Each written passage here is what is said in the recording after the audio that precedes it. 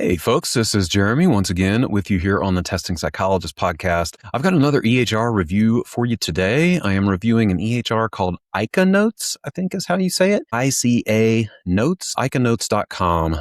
So this is a legacy EHR that has been around for a long time. It's one of the kind of OG EHRs, lesser known, certainly. But this is an EHR that is built for both prescribers and non-prescribers.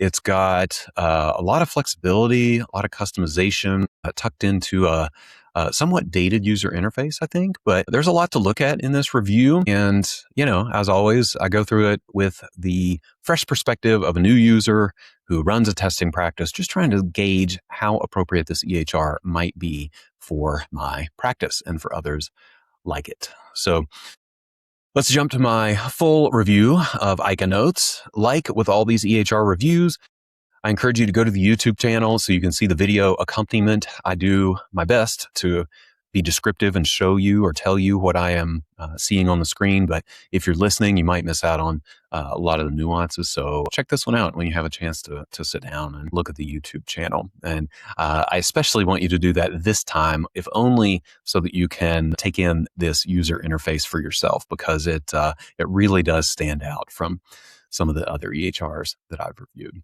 So again, let's go ahead and get to my full review of ICANotes. Hey folks, welcome back. I am here with another EHR review. Really been enjoying doing these EHR reviews over the past few months. There are a lot that are coming to market and a lot that are trying to use AI. The one that I'm reviewing today is a legacy EHR that has been updated for the modern age, so to speak. So you may have heard of ICANotes before. I think that's how you say it. ICANotes. It's ICANotes.com. So that's what I'm looking at today. We're going to walk through basic first impressions of the EHR. I'm going to talk about the appropriateness for a testing practice right out of the gate, and just generally review the EHR through the eyes of a brand new user, looking at user friendliness, user experience, price, customer support, that kind of thing. So let's dive in to this review of ICANotes. So as you can see, here's the login screen. I'm going to go ahead and get my password in here. Now, before I log in, and you can see here that there are buttons down at the bottom for chatting with customer support, the training and support center, and submitting a ticket. And then it also make sure you know that the support team is available 24/7.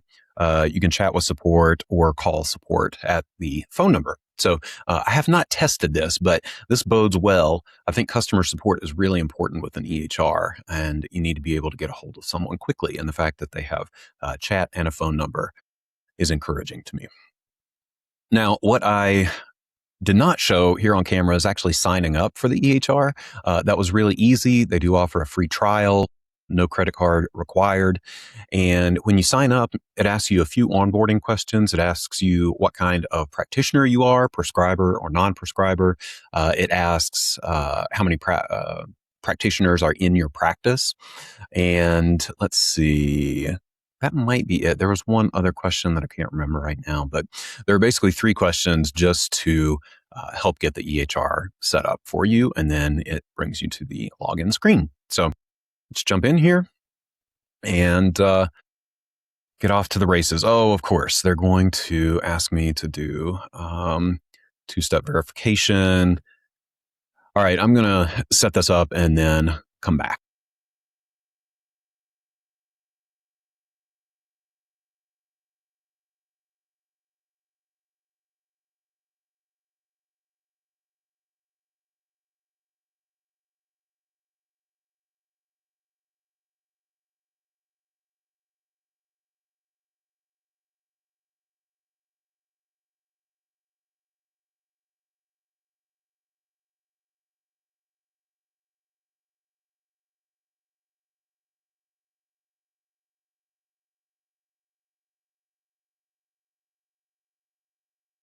All right, folks, we are back. I have set up 2-factor authentication, which is ubiquitous these days for security's sake. So this is exactly what I saw right after I set that up. And this is interesting. This is a first, I think, in all the EHRs that I've reviewed. It asks you if you want to enable browser notifications to send real-time updates like messages and tasks and billing and so forth. People feel differently about notifications, but if this is something that you want, you can turn that on. And I kind of like that, to be honest. Okay, so here we are. This is the home screen, so to speak, or the dashboard, which we've got right here. Got a few tabs. I mean, right off the bat, just, aesthetics are subjective, of course, but my reaction to this is it looks a little dated, to be honest, but I'm not gonna write this off quite yet. So the reason I say that is the color scheme is a little wild. It's got bright purple, green, orange, blue, and the font and the design of some of the elements here on the dashboard just look, like I said, a little dated. So that's okay. We'll work through this. Aesthetics is not everything. All right, so I'm just going to start exploring here. Now, as you'll note right off the bat, there was no onboarding wizard or anything like that helped me set up my account, aside from asking those couple questions at the beginning. So I got to try to figure out how to set up an account. I am going to go to settings. Okay, here we go. So that was relatively easy. So settings brings us into kind of a two-way matrix. It's got general information, other locations, letterhead, patient demographics, custom fields down the left side. And then it's got practice info, calendar settings, client portal, practice settings. That's interesting. That feels like kind of a duplicate of practice information. Data requirements, all kinds of other things here across the top. Now, again, just aesthetically, I don't love that this doesn't all fit on one screen. So I have to scroll to the right to see all the tabs on the top of the window. So anyway, there is, some information here that you can put in for your practice. So I'm just putting in the address. You can see my text expander being shown off here. Let's see. I'm going to go ahead and put in some NPI information and see. Okay, for some reason it's not letting me save this information. Why is that? The pay to address must be different than the practice address. I have no idea why that might be the case. So I'm just going to go ahead and save that. Okay, so I don't know, strike one. That isn't immediately clear why the pay to address has to be different than the practice address, or why it would ask you to enter it if it isn't different. Let's go. Other sites. Okay, this is where you can set up different locations. You can upload your letterhead. Okay, looks like you can change your letterhead. Let me see if I can easily upload an image file. I don't know if I have a letterhead file anywhere in here, but sure, why not? Here we go. Let's see what that does. Oh, okay. Oh, interesting. So for those who are listening, I did just upload the image that is my letterhead, and it just sort of tacked it on to the bottom of the existing letterhead. I know this isn't the most important thing in the world for those of you out there, but I'm going to go ahead and save this and just see what it looks like. Okay. That's okay. All right. Import patient demographics from another EHR. All right. So it gives you a template file to download and helps you format your incoming patient data. So you would export your patient data from another EHR and presumably format it into this template, and then you upload it, which looks relatively easy. It says we'll complete the import and we'll email you when it's ready. Please allow 5 to 10 business days. That is relatively standard from what I know. All right, client demographic fields. You can create custom fields. This could be cool. We're we're going to wait and see what client demographic fields they offer by default and then go from there. All right, so that's the practice information tab. Let's go to calendar settings. Right. So it gives you a lot of options for email appointment notifications, email appointment reminders. Okay. So there's an initial scheduling notification. Then you get to do reminders. You can customize the text or the email that goes out. Let's see. There's an option for template enabled. I'm not sure what that does right off the bat, but yeah, presumably you can create templates for appointment reminders. I like that you can select your own text and put in links and whatnot to this email. So customizable appointment email notifications and reminders. All right. You can set the timing for the reminders, which I also really like. You set it in hours. So presumably, and you have 2 reminder spots. So presumably you could say like 96 hours for 4 days ahead of time and 24 hours.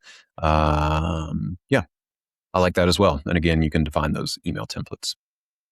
Co-payment settings. You can enable or disable a co-payment button to be visible once a client is checked in. That sounds good. We're going to leave that checked. You can do text reminders, it looks like. That sounds good. You have to subscribe or connect with them at sales. Okay, so we'll figure out maybe how to do that. But okay, so appointment types. This is interesting. So the 2 default appointments are established client and new client. And it gives you some options around, whether duration and can clients book on their own, whether it's a group. All right, so I'm going to add an appointment type. Let's just call this a diagnostic interview. I'm going to be a little more descriptive. Evaluation diagnostic interview. This is going to be 120 minutes. Let's see. The only options for settings are self-scheduling and group appointment. Self-scheduling, new client. You can specify whether it's self-scheduling for a new client or returning client. I wonder if I take off the setting for self-scheduling, it'll let me do this. Then it asks you to specify contact type, like in-person, phone call, or telehealth. We're just going to call this telehealth because that's usually what we do in our practice. And then, small feature, but you can choose the color of that appointment. So you can specify the appointment color. Okay, great. So that allowed us to create a diagnostic interview. It's 120 minutes. I would love some kind of feature where we automatically assign the CPT code, but can't have everything, I guess, in this EHR. And it specifies the client cannot book this in person. All right, so that looks good. I am going to go ahead and add the testing code. So I'll just say test administration. First 30 minutes. Specify that. All right. We're not going to do self-scheduling. This is in person, and I'm going to make this a very pretty sky blue color. I'm going to go ahead and add thinking time and feedback. First hour. This will be 60 minutes. Again, to telehealth. And I'm going to give this a pink color. All right. So we'll see if we have to come back and create more appointment types. All right. Default calendar setup. You can choose your practice working days. I'm not working on Sunday or Saturday.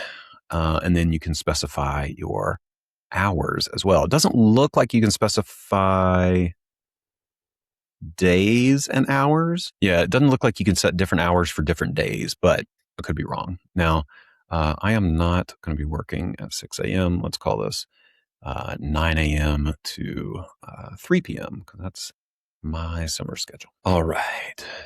We've got our schedule. Okay, availability management.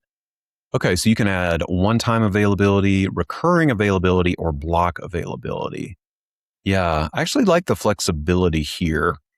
Let's see, recurring availability. So I'm going to say this is for intakes. And So I'm going to create an availability just for intakes, choose my location, choose my clinician. I only do intakes on Mondays from, let's call it 10 to 2. Okay. Let's see. There we go. All right. 10 to 2. Yeah. Contact type. We'll call it telehealth. It is an individual appointment. And then you can assign the type of appointment that we just created. Okay, so I'm going to save that availability. I actually really like that. So this is kind of the solution for creating, recurring availability. So in other EHRs, you might do like a blocked time or like a scheduled event that you can fill in. So you can also block your availability as well. Then there's a setting for allow client booking. Do you want to share your availability? Quick share via scheduling link, require clients to confirm your appointments. Oh my gosh. I may just be remembering wrong, but this is also the first EHR that I found that has this feature. This is particularly relevant for us right now because we have a high Medicaid population and they no-show frequently. So this is a great feature. I'll try to find some way to test it to know exactly what it looks like, but I love that you can toggle this on and require clients to confirm the appointments in order to keep them scheduled. All right. Great. And then there are lots of other settings, prevent same-day appointments, do an appointment buffer. I mean, I'll do 15 minutes. Intervals. That sounds good. You could set it to every 20 minutes, 30 minutes, 60 minutes. Minimum time in advance. Yeah, I definitely don't want appointments showing up with less than 48 hours. And maximum days in advance. So these are pretty robust self-scheduling features. I actually really like this. All right, moving on to the client portal tab. Lots of features in the client portal. Clients can manage their info. They can view their upcoming appointments, view their messages, view their documents. Card on file. Allows them to view and manage their saved payment cards. Really like that. You can toggle that on or off. Allow clients to pay through the portal. View their balance. This is good. Looks like you can customize the portal invitation email. You can customize the email that goes out with forms that you're sending or a form package versus a single form. There's a message notification, email template. All right. Lots of flexibility here, y'all. This is relatively cool. All right. Now here in practice settings, there's a diagnosis shortlist. So let's see what pops up here. Okay. So I'm just searching for some diagnostic codes to see if they are present. ADHD does not look like ADHD is present.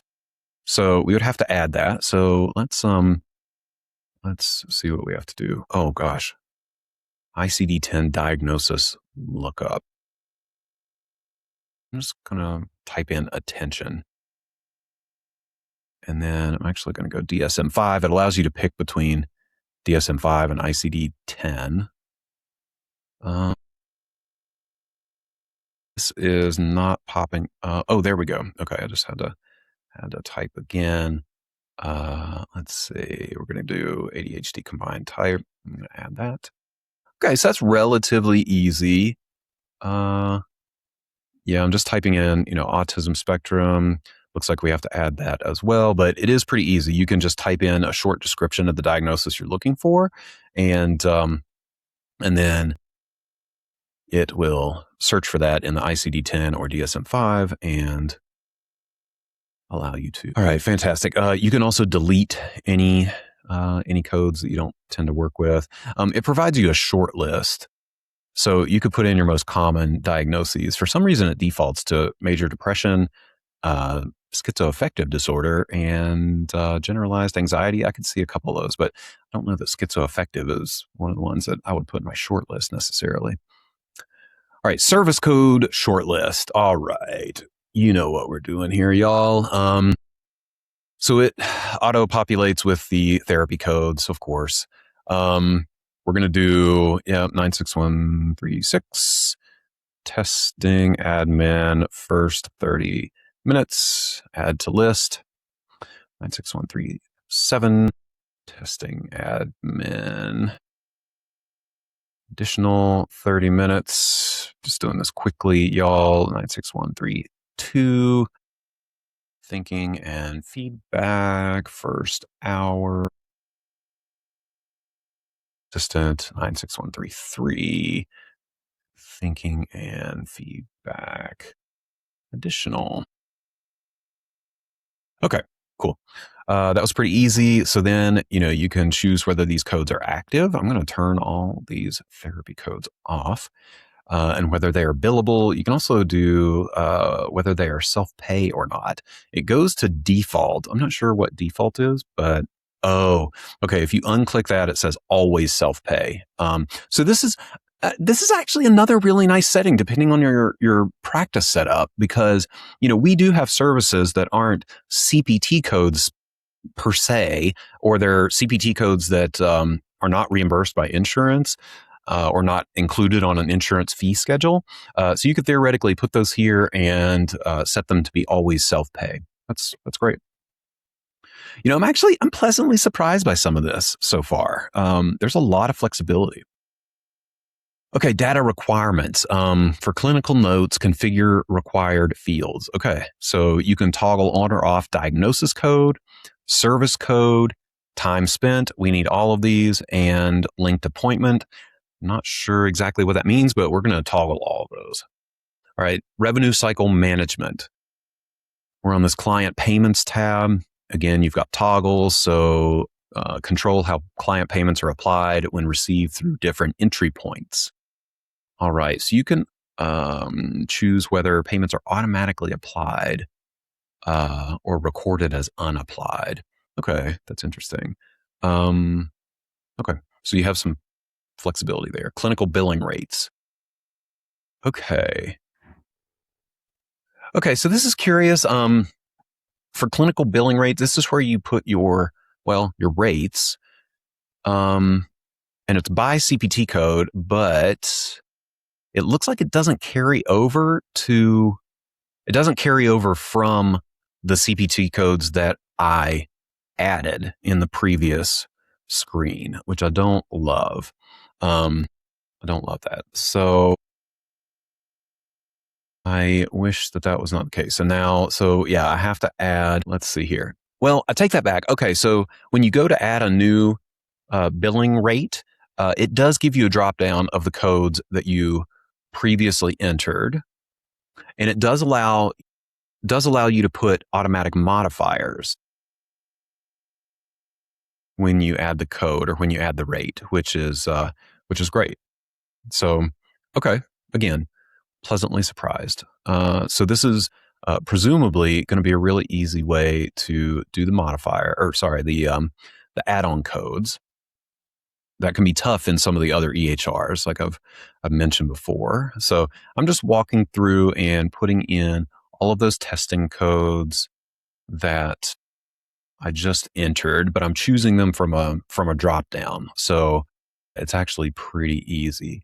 Now you might say, okay, this is kind of like duplication of effort. I wish, in a perfect world that you would just enter the procedure code or the CPT code and the billing rate all in the same screen. So that's how it works on certainly therapy notes and maybe some of the other EHRs. But this was probably the next best option. Let's see. Under this tab, you can also create your invoice notes that you send to people. You can do payer rules. So this looks like essentially like billing overrides. So we don't have any payers set up, but you can tweak the settings. It basically just has you choose like the insurance payer, the rendering provider, the service location, and then you choose an action. So you can say like include Let's see. Let's see if I can do a modifier automatically. Let's see. I am just kind of scrolling through the list here. Claim information. I'm not sure. This doesn't. Yeah, I'm not seeing it immediately. How to add an automatic modifier, but I might also be doing this wrong. So the short story though is that this is somewhat customizable. You can do like billing overrides, so to speak, for specific payers. Like if a payer, wants you to include the rendering provider, but not the supervisor, or vice versa. And then, of course, there are a bunch of settings for your billing statements. You can choose the fields, you can choose the payment options, etc. All right, practice forms. Definitely want to see this. So it gives you the option, you can upload your forms or you can create a template, which is cool. Let's see. All right. Yeah, you can add your forms. And right now, it doesn't come populated with any forms. Some EHRs do. This one does not. Form and assessment package. So you can create packages of forms as well, where you bundle two or more forms together, and then you can call that a package, which is nice. All right, note settings. Set the default note type. Okay, so it comes pre-populated with different types of notes, and it gives you the fields that are included, and you can choose which ones you want to be included on that note. Now, typically this is pretty common. There is no testing and evaluation note, and let's see. So this is choosing a default note. I do not see an option to create a custom note anywhere. So this is something that we would want to figure out. So would this be a progress note? Yeah, tough call. You can go in, and customize the heading on the note. Seems like an interesting thing to be able to customize. So this is almost like the formatting, like the font and size of the note headings and that kind of thing. And then you can specify the chief complaint fields to add. So, okay, I would like the note settings to be a little more robust. Yeah, and have an option to create a custom note template. That would be great here. All right, account management. Okay, so you can invite users. This just shows all of your users, caseload security, and chart access. Customize. Okay, so this is interesting. You can specify whether different users get all access or clinical team charts or clinicians charts only. Okay, great. And then you can also manage the clinical team by the client. So you can assign different practitioners to different clients. All right, I'm going to scroll through here one more time and just see if there's any place to create a custom note. I would really like to be able to do that. And it doesn't look like there is obviously a way to do that. Service code shortlist, payer settings, modifier, programs, practice logs. Okay, so there's an audit log. It's kind of buried in practice settings. Intake settings. Ooh, it looks like there are some workflows. Okay. Roles and permissions. Okay, so you can set different roles and decide what each of those roles is able to do within the software. There's a lab section. So this is built for prescribers. There's a group section. If you run groups, that could be cool. And there's a chart flag section. I'm not sure what that might be. Okay, so yes, unfortunately, I do not see any way to create a custom note. Yes. All right. So I think we're good. We went through all the settings. A lot of flexibility, a lot of customization that's available for you here. Again, albeit in a pretty dated user interface, but a lot of flexibility. All right, so where do I go next? I'm going to go up here. Okay, there's a personal preferences. Okay, interesting. So you can put this is where you enter your personal information. I am a psychologist. Save that. Security, that's your password. Note settings. And looking for some custom notes, but I'm not seeing that. You can do your personal calendar settings, availability, calendar setup, calendar sync. Okay, so this is in a different settings section, but you can sync your calendar with Google Calendar only, looks like the only option. So good to know that. It's kind of duplicating some other settings. So now we're in revenue cycle management, billing codes, that kind of thing. Telehealth. So you can enable telehealth. Let's see. You can do telehealth during the trial period. And after that, it's $20 per month. Test service, e-prescribing, and e-labs. Those are not relevant. All right. Okay, so I think we can go back to the dashboard. Here we are.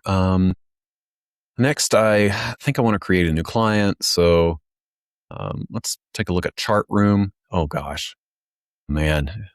For those of you who are listening, this interface just keeps looking like, I don't know, a computer game from 1998. Yeah, that's the best way I can describe it. I don't even know how to really describe what I'm looking at. So definitely go check out the YouTube video if you aren't already. Oh gosh, y'all. Okay, I have to give this a shot. So this is the chart room section. It's a link on the navigation on the left. So I click into the chart room, and it is a literal picture of two metal filing cabinets side by side. They're actually like cartoon. They're illustrated, not an actual picture. So illustrated file cabinets side by side with, A through C, D through F, G through J, etc. And when you click on a drawer, it's an animated drawer opening with animated files inside. Gosh, of all the ways to spend money and developer time, this sounds like one of the worst. I'll just be honest. Okay. So I'm going to click new chart. Presumably this is going to let me create a new client. I'm going to create a new client here. Jonathan Doe. This person is, let's say this person is, okay, I don't like that. So you have to type in the birth date with the slashes exactly in the right place. All right. So you can choose sex and gender. There are lots of options under gender, which I like. You choose the clinician and you choose the clinical team, and then you create the chart. So a little bit of medical language here, as far as like charts. And then once you create the chart, we find ourselves in yet another poorly animated interface where it has the chart face, which is kind of a summary, demographics. This is where you enter address and other demographic features, most recent notes, documents where you can upload documents, which is cool. Communications, this is where you can check out any portal messages and contact, or releases of information, like people that they have given you permission to contact. And then there's a treatment plan tab as well. So yeah, again, we were looking at a tabbed illustrated mock file folder. I'll be honest, y'all. This is almost enough to make me end the review right now. This is terrible. Yeah. So there's a place on the chart face, the front, the summary to see the assessments they've completed. You can assign, looks like, different assessments. And it'll show that on the chart. So let's see what else. You can do progress notes, case management notes, quick notes, clinical messages, that kind of thing. All right. So I am going to get out of here as soon as possible and go back to the calendar. Let's see what the calendar looks like. Okay. So you can pick between day, week, and month, which is good. You can toggle the, the calendar back and forth, of course. You can, looks like, check out your pending appointment requests, which could be good. Let's see what else. You can filter the appointments by clinician appointment type, all kinds of other things. So this is actually like a reasonable user interface. So where are we? We are on Thursday. I'm going to say that I had an appointment yesterday for Jonathan. And this was an evaluation interview. Started at 9 o'clock. It's not a recurring appointment. And I'm going to save this appointment. Great. That creates the appointment. I'm going to go ahead and create the testing appointments as well yesterday and see if it'll automatically give me a reminder to do the note and all that stuff. So testing appointment, we're going to do 4 hours and save that appointment. Oh, what's going on here? It's not letting me save the appointment. Okay, there we go. And oh, this is interesting. I appreciate this, but yeah, okay. Yeah, it cuts me off at 3 o'clock. Yeah, and won't let me schedule. Can I? No. Ooh, I actually don't like this. So this is a mixed bag. The calendar is showing me that basically just my working hours. Everything else is blacked out. So in this case, it won't let me book an appointment past 3 o'clock, and I can't like override it anyhow. I have to go back into the preferences and the settings and change my work schedule to open this up. So what I had to do was shorten the testing appointment to free up an hour at the end of the day to do this appointment. So I will do that. I'm going to schedule this feedback appointment. Okay, here we are. So we've got our appointments. That was relatively easy, I think, aside from the scheduling issue. All right, so when you click on an appointment, this is one of those EHRs that makes you confirm that the client arrived. So I'm going to go ahead and do that. I'm going to confirm all these appointments and then see what happens after that. So this is one of those places where, you really get to see how the EHR handles the workflow of writing notes and submitting the billing. Let's see. So I do have notifications that I scheduled an appointment. Let's see. I don't have notifications necessarily that I need to write the note for these appointments. So let's see. It's telling me to click on chart room. Don't want to do that. Okay, for some reason, it's like taking me through this tutorial. Did I accidentally click something? Okay, so I am trying to find, oh gosh. I'm not sure what's happening here, y'all. All of a sudden, a tutorial or a tour has kicked off here with some confetti and a nice pop-up window. I'm not going to go through that. So I'm going back to the dashboard, looking through my work lists, and maybe if I click on all notes. Okay. This is, yeah, I'm not totally sure. This is, maybe I should do that tour after all. But yeah, not seeing immediately like any kind of reminder to do the note for those appointments that I just scheduled. So I'm going to go back, click on the appointment, and then maybe you have to go into each confirmed appointment and do a note. So, yeah, I'll choose progress note. It is confirmed, and then save and open note. Okay, so once you choose a note type, it pops open. You're back in the chart. It pops open this chart to write the note. So I'm just gonna put a little bit of information in here, and there's a lot of options on here. It is built for therapists, clearly. I'm just looking around trying to figure out how to save this note.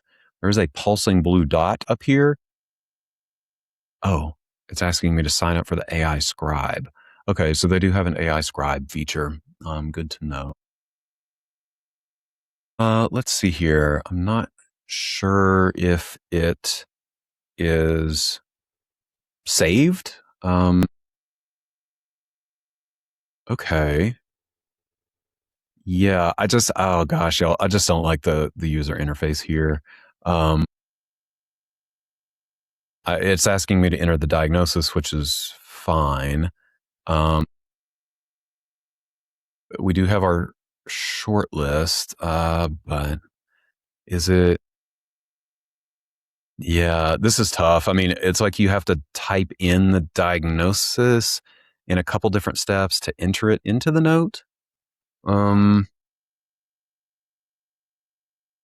then it's asking me to enter the service code. I'm not sure what's happening here, y'all. This is just not making sense to me from a from a user interface standpoint. I'm sorry. There's a little bit of silence here, but yeah, this is not intuitive really at all as far as how to assign a diagnosis and a service code to this note. Yes. So there's a lot going on this note screen. It's like a 2-tab. You have to tab through part 1 and then part 2. There's a button here that says compile and preview. I'm guessing this might be how you save a note. I got a message saying the compiling has started. You'll be notified when it's done. Here's the note. So it did finalize the note. Now I'm in a different screen. And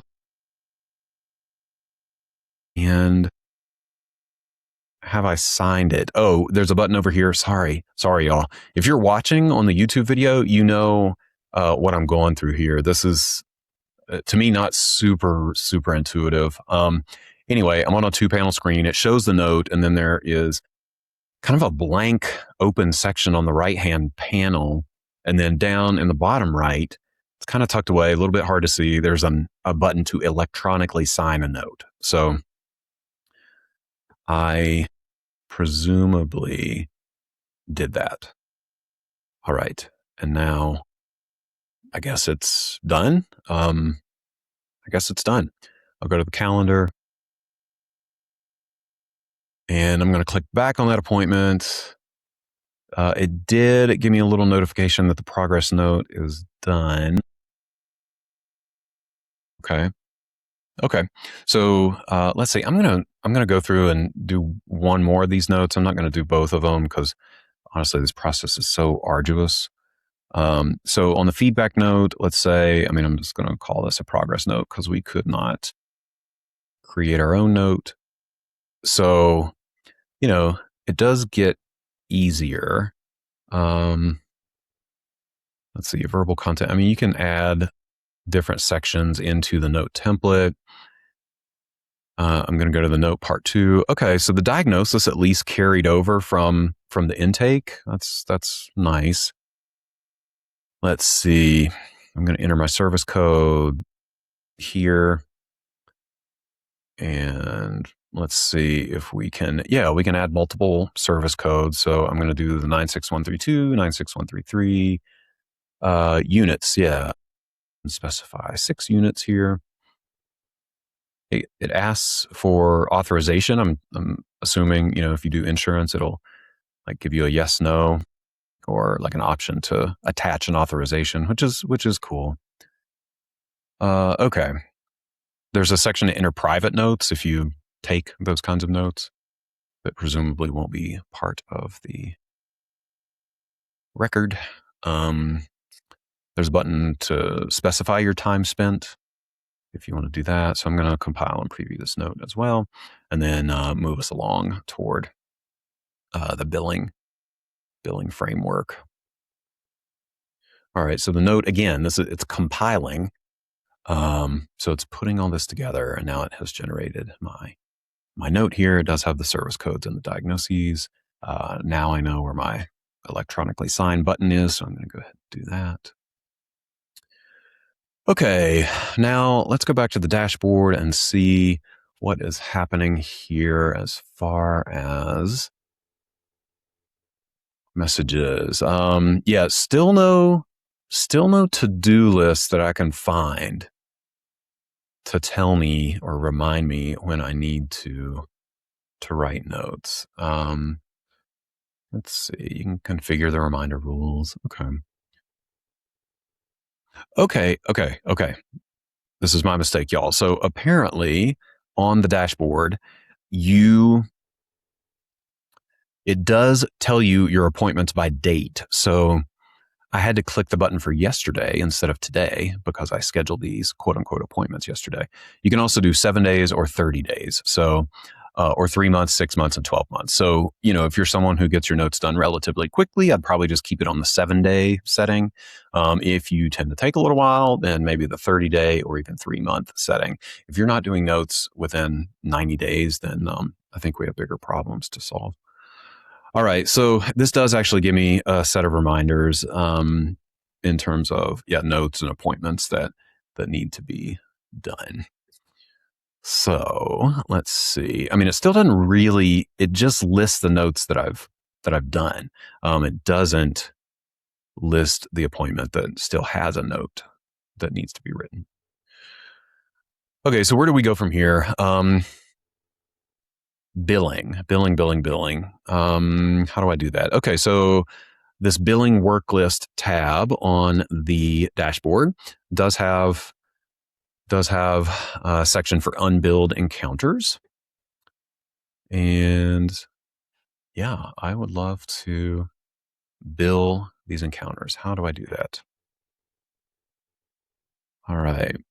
So I'm clicking again, okay, so the functionality is here. There's an actions button, but it's just not super intuitive. Like I'm not understanding how to do this stuff without looking really, really hard for some reason. Maybe it's my eyes or the way that I'm scanning this page, but yeah, it's not super easy.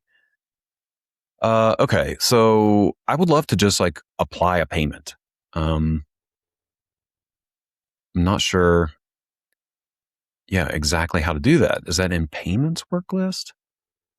Not sure. Okay, I mean, there's a lot of ways that you can search and filter these appointments, but it shows me the encounter, the appointment, but this is on the billing work list. So I would love a really easy button here to tell me how to apply a payment. Here in the billing work list, there is a tab for appointments without notes. So I guess you could use that as a to-do list if you need to. Okay. Let's see, y'all. Maybe I have to go back into the appointment to enter a payment? No. Let's see here, y'all. I feel like this should be a lot easier. And for some reason, it's just not. I'm going to mark this as build and see what happens. Maybe that's the workflow. You have to mark it as build. Then it moves it to build encounters. Then, no, I really wanted the action button to show me how to enter a payment. Again, we've got this scrolling bar. I have to scroll way far to the right to see all the columns. I do not like that. Okay, y'all. Let me see if there are any. I'm going to look at reports just to see what that looks like. So you've got an aging report, appointment report, billing report, copays, claim submission, lots of different reports, which is cool. We'll just click on appointment report and see what that does. I'm going to run this report quickly. All right. Okay. So yeah, I mean, it gives me an appointment report. You can export any report as a PDF or Excel file, which is great. I mean, these are, I like reports. I like metrics. So this is cool. Again, the interface just looks dated. And is there anything else? We've got statements here. Yeah, lots of different options, messages and reminders. Okay, I think I feel pretty good with this review. So let me see. I'm going to go to the, I wanted to go to account and sign up. Let's see. I cannot figure out how to sign up. Oh, here we go. Gosh, sorry. Again, another case of like the information is here, but it's just not presented in a way that I really love. Okay, so subscribe to ICANotes to continue using, confirm the plan, and continue to the payment page. Okay, so I would love for just like a really clear pricing model to pop up right here. We're going to put this in. It asks us to put in the address, and then I'm continuing to the payment. That moved a little slowly. Okay, finally we get to the pricing. I could have probably pulled this from the website initially, but pricing for a full-time non-prescribing clinician is $75 per month. And it looks like it's billed monthly. And that's where you enter your card. All right, so I'm going to click out of that. All right, y'all. Gosh, time to wrap this review up. I don't know. This one, there's a lot of good things to say about ICANotes. It is really flexible. There's a ton of customization. The setup, as far as codes and diagnoses and so forth, was, I mean, it's certainly not the smoothest, but given the user interface, I was really expecting something pretty bad. It was actually okay. Like you can click through all the settings pretty easily and set up, a lot of the important factors in your practice. Like I said, there's a lot of customization with reminder emails and texts and things like that. I like that. Let's see. If you like a really colorful interface, then you probably will like this. Otherwise, I don't know. This is tough, y'all. I would not ever seriously consider this as an EHR for my practice. As someone who cares about aesthetics quite a bit, the user interface here is it's a no-go. This would have to be like hands down the best EHR with all the functionality in the world for me to even like consider using it, considering how ugly it is. So that's my verdict. In terms of actual functional problems, yeah, I had a really hard time with finding the to-do list. This seems to be a relatively common problem, actually. Finding the to-do list in terms of what notes to write. The billing workflow was pretty clunky. I couldn't figure out how to apply a payment. There are no custom note templates, so I'm still not sure at this point how I would generate a testing note or build a testing note template that contains the information that we need. So yeah, all in all, there are definitely better options out there. And maybe this would work for a therapy practice. Yeah, if you're primarily doing therapy and you don't mind a dated user interface, maybe I would consider it. But it kind of looks like it was built in late 90s, early aughts, early 2000s, and hasn't really been updated since then. So if you can get past that, maybe give it a shot. Otherwise, I would not consider this EHR for my practice. Thanks for checking it out. As with all these EHR reviews, there is an entire playlist on YouTube. So you can go to my YouTube channel, search the Testing Psychologist on YouTube, and there is an entire playlist where I am reviewing EHRs for their appropriateness for testing practices. So go check that out if you want to look at alternatives. Thanks as always.